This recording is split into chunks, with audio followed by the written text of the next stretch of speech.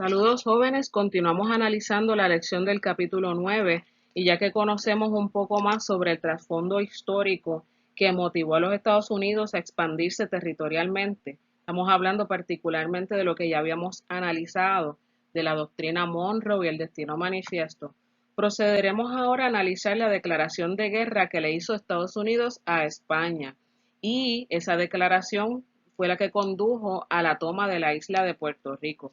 Pero para llegar ahí tenemos que ver los antecedentes que estaban ocurriendo en nuestro alrededor y que motivaron a las tropas estadounidenses a invadirnos en el 1898.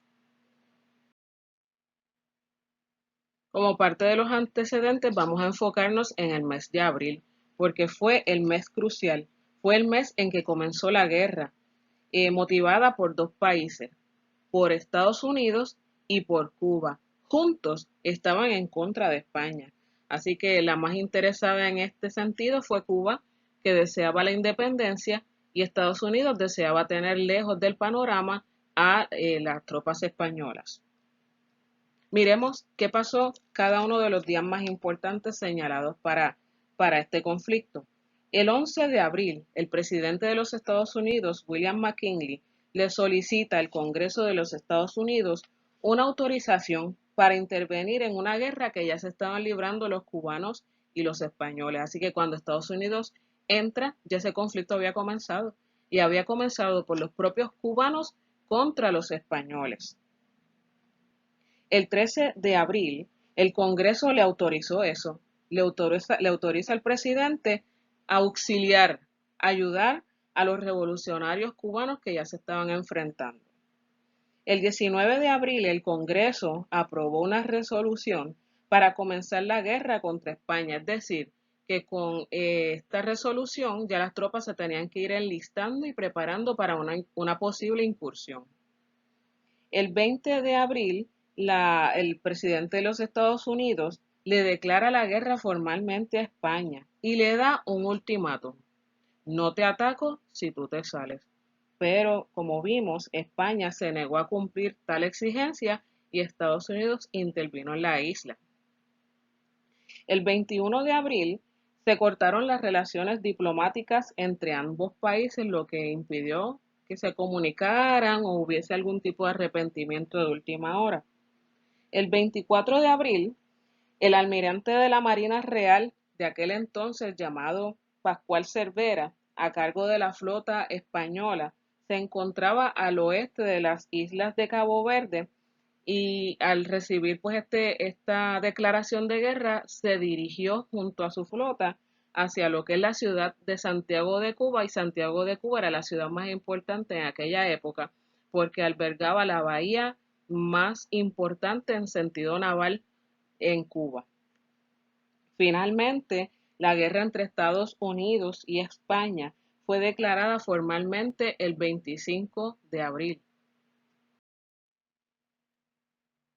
Como ves, los protagonistas de este conflicto eran Estados Unidos contra España.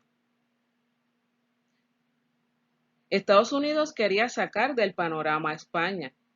España, a su vez, deseaba quedarse con Cuba.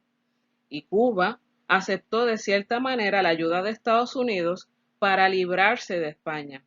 A este conflicto también se le conoce, se le llama formalmente como la Guerra hispano-cubano-estadounidense. Y vamos a ver las razones lógicas del por qué se llama así. Hispano porque España participó.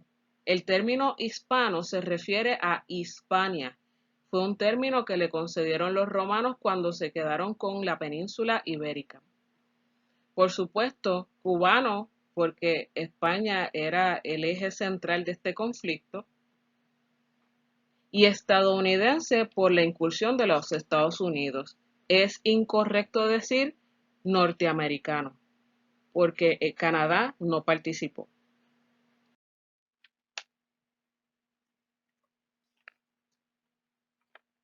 Hay otro nombre muy parecido que se le da a esta guerra y es el término hispanoamericana.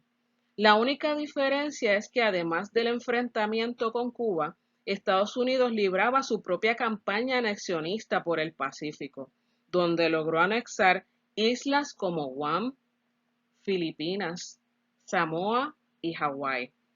En el caso particularmente de Hawái, la operación resultó tan exitosa que el 8 de julio de 1890 ya se había completado la anexión. Es importante señalar que habían ya estadounidenses residiendo en Hawái como dueños de corporaciones norteamericanas y dueños de plantaciones de piña y de caña de azúcar, que habían destronado a la última reina aborigen hawaiana llamada Liliuokalani en el año 1895.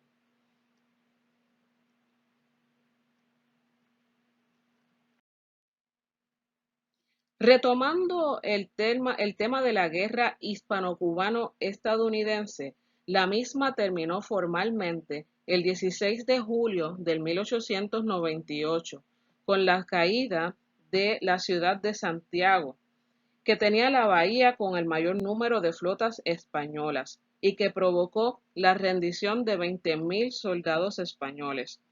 El almirante Sampson y el general Schaffner lograron destrozar la armada española y al almirante a cargo de esta, el español Cervera, que terminó siendo capturado. Entonces, Cuba quedó libre de España y a su vez Estados Unidos se libró de un enemigo más en la región.